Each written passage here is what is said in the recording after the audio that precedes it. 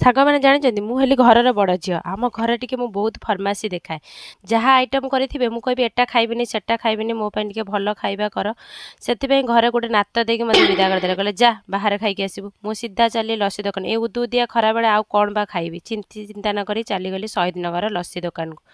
ଲସି ଦୋକାନକୁ ଭାଇ ସହିତ ଯାଇ ପହଞ୍ଚିଗଲି। ତାପରେ କହିଲି ଦିଅ, ଲସି ଦେଲେ ଦୁଇଟା। ତାପରେ କହିଲି ଲସି ଟିକେ ମିକ୍ସ ଫ୍ରୁଟ୍ସର ବନେଇଦେବେ ଯେମିତି ମୋ ପେଟ ପୁରୁଥିବ, କାରଣ ଘରେ ଆଜି ନାତ ଖାଇକି ଆସିଛି ଆଉ ମୋତେ ଖାଇବାକୁ ମିଳିବନି। Amazing! ମମି ମନା କରିଦେଇଛି, ଘରୁ ମୋତେ ବାହାର କରିଦେଲା, ଯା ପଳା ତୁ ବାହାରେ ଖାଇବୁ, ଏଠି ବହୁତ ତୋତେ ଘର ଖାଇବା ଭଲ ଲାଗୁନି, ପାଟିଟା ତୋର ପୁରା ବୈକୁଣ୍ଠ ହେଇଗଲାଣି।